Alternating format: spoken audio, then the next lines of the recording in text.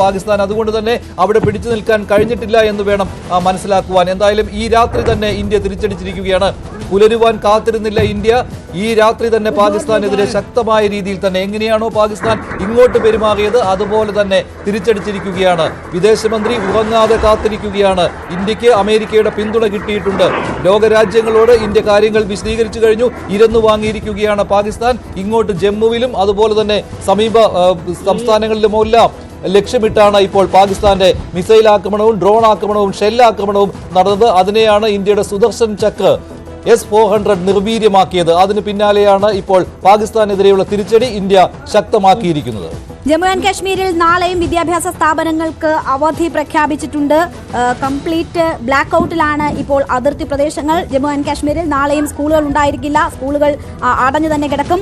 അതേസമയം തന്നെ US state secretary macro Rubio Pakistan പ്രധാനമന്ത്രി ഷഹബാസ് ഷെരീഫുമായി സംസാരിച്ചു എന്ന വിവരം വരുന്നു. ഡി എസ്കലേഷന് വേണ്ടിയുള്ള ശ്രമങ്ങളാണ് അമേരിക്ക നടത്തുന്നത്. ഇരു രാഷ്ട്രങ്ങളോടും ഡി എസ്കലേഷൻ എന്ന ഒരു നിർദ്ദേശം അമേരിക്ക വെക്കുന്നു എന്നറിയുന്നു. മിഥുൻ തുടരുന്നുണ്ട്. മിഥുൻ, ലോകരാഷ്ട്രങ്ങളെ ധരിപ്പിക്കുകയാണ് ഇന്ത്യ സാഹചര്യം എന്താണ് എന്നത്. അതേസമയം തന്നെ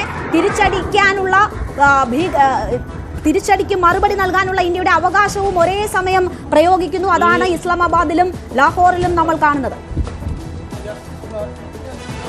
തിരിച്ചടിക്കുന്നതിന്റെ വിവരങ്ങൾ കൂടുതൽ പുറത്തു വരുന്നു.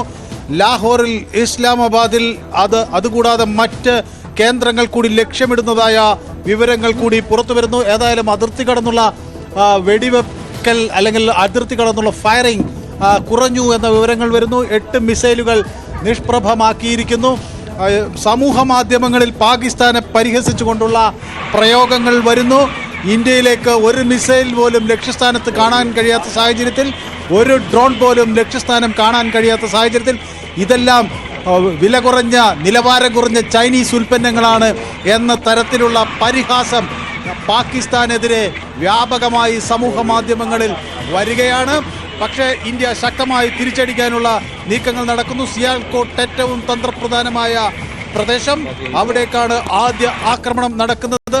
അതേസമയം ഇന്ത്യക്കകത്ത് അതീവ സൂക്ഷ്മമായ കാര്യങ്ങളെ വിലയിരുത്തുന്നു. പ്രധാനമന്ത്രി നേരിട്ട് കാര്യങ്ങൾ അനുദിനം മിനിറ്റുകൾ സൂക്ഷ്മമായി പരിശോധന നടത്തുന്നു.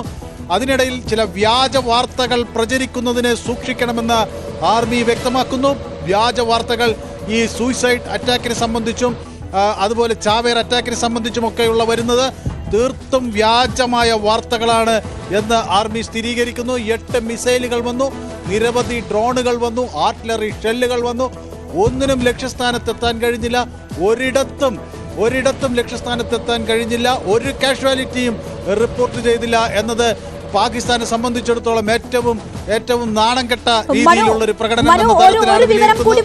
പാകിസ്ഥാന്റെ എയർ ഡിഫൻസ് സിസ്റ്റം സർഗോധയിലും ഫൈസാബാദിലും ഡിസ്ട്രോയ് ചെയ്തു ഇന്ത്യൻ ആർമി എന്ന ഒരു വിവരം കൂടി വരികയാണ്. നേരത്തെ നമ്മൾ സമാനമായ രീതിയിൽ, അങ്ങനെയാണെങ്കിൽ പാകിസ്ഥാന്റെ മൂന്നാമത്തെ എയർ ഡിഫൻസ് സിസ്റ്റം ഇന്ത്യ തകർത്തിരിക്കുകയാണ്. പഞ്ചാബിലും നേരത്തെ ലാഹോറിൽ തകർത്തിരുന്നു. ലാഹോറിൽ ഇന്ത്യ തകർത്തതാണ്. അതിന് പിന്നാലെ ഇപ്പോൾ 2 ഇടങ്ങളിൽ കൂടി അങ്ങനെ പാകിസ്ഥാന്റെ 3 വ്യോമ പ്രതിരോധ സംവിധാനങ്ങൾ ഇന്ത്യ തകർത്തിരിക്കുകയാണ് അല്ലേ. ചൈന സമ്മാനിച്ചതാണ് പാകിസ്ഥാന് വ്യോമ പ്രതിരോധ സംവിധാനം. അതിപ്പോൾ ഇന്ത്യ വീണ്ടും തകർത്തിരിക്കുകയാണ് 3 ഇടങ്ങളിലായി. ഇപ്പോൾ ഏറ്റവും ഒടുവിൽ വരുന്ന വിവരം അനുസരിച്ച് സർഗോദയിലും ഫൈസലാബാദിലും ആണ് പാകിസ്ഥാന്റെ എയർ ഡിഫൻസ് സംവിധാനങ്ങൾ തകർത്തിരിക്കുന്നത്. ഇന്ത്യക്ക് പാകിസ്ഥാന്റെ മണിക്കൂറുകൾ നീണ്ട ആക്രമണ ശ്രമങ്ങളെ ചെറുത്തു നിൽക്കാൻ ഇന്ത്യയുടെ വ്യോമ പ്രതിരോധ സംവിധാനത്തിലൂടെ കഴിഞ്ഞുവെങ്കിൽ പാകിസ്ഥാന് ഇന്ത്യൻ തിരിച്ചടിക്ക് മുന്നിൽ പിടിച്ചു നിൽക്കാനാകുന്നില്ല. അവരുടെ എയർ ഡിഫൻസ് സിസ്റ്റം ആകെ തന്നെ തകർന്ന നിലയിലേക്ക് എത്തിയിരിക്കുകയാണ്.